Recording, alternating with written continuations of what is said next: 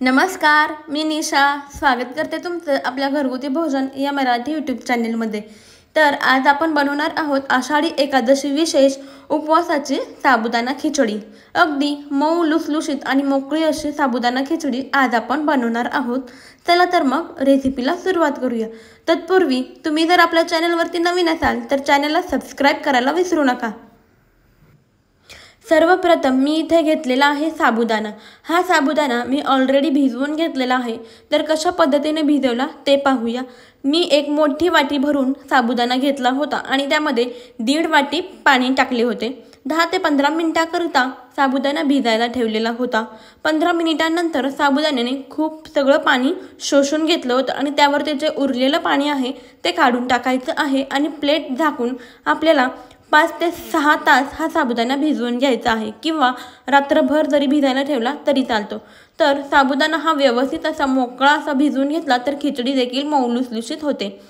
त्यानंतर मी इथे शेंगदाणे भाजून घेतलेले आहेत। खरपूस असे हे शेंगदाणे भाजून घेतलेले आहेत। चला तर याचा आपण कूट बनवून घेऊया। तर हे शेंगदाण्याचे कूट मोठंच बनवायचं आहे, जास्त बारीक देखील याला करायचं नाहीये। शेंगदाण्याचं कूट मोठंच भरड असं ठेवल्यामुळे खिचडीला खूप छान अशी टेस्ट येते।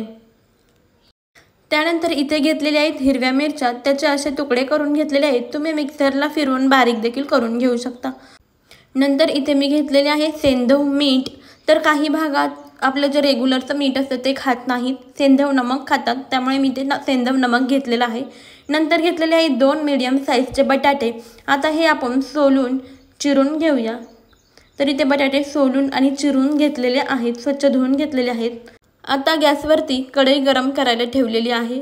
त्यामध्ये टाकायचं आहे तेल। मी इथे 2 पळी तेलाचा वापर करत आहे। तेल कडकडीत असं गरम झालं की त्यामध्ये टाकूया बटाटा। बटाटा छान असा तेलामध्ये तळून घ्यायचा आहे। मीडियम गॅसवरतीच बटाटा तळायचा आहे, म्हणजे तो संपूर्णपणे शिजतो।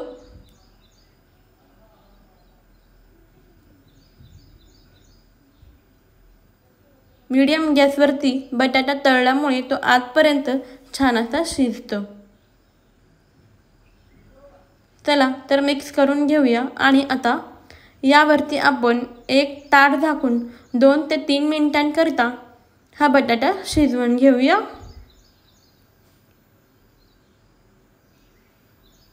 दोन ते 3 मिनिटांनंतर यावरचं झाकण काढलं। तुम्ही बघू शकता बटाटा छान असा तळलेला आहे। तर आपण असं प्रेस करून बघूया, हा बटाटा छान असा शिजलेला आहे। आता यामध्ये टाकायची आहे हिरवी मिरची। हिरवी मिरची तेलामध्ये तळून घेऊयात।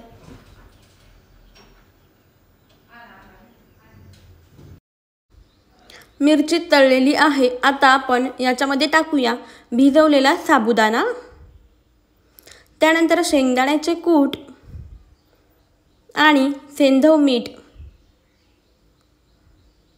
आता हे सर्व साहित्य मिक्स करून घेऊया। एकजीव असं व्यवस्थित मिक्स करून घ्यायचं आहे।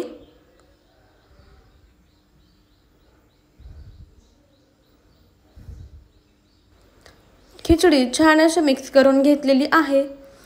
संपूर्ण एकजीव अशी मिक्स करून झालेली आहे। आता आपण याच्यावरती एक ताट झाकून ठेवूया आणि 5 मिनिटांकरिता ही खिचडी आपण मीडियम गॅसवरती शिजवून घेऊया। 1-5 मिनिटांनंतर यावरचं आपण झाकण काढून घेऊया आणि आता ही खिचडी परतवून घेऊया। तर तुम्ही इथे पाहू शकता खिचडी ही मोकळी मोकळी अशी झालेली आहे। 1-5 मिनिटे आपण असंच परतवून घेऊया।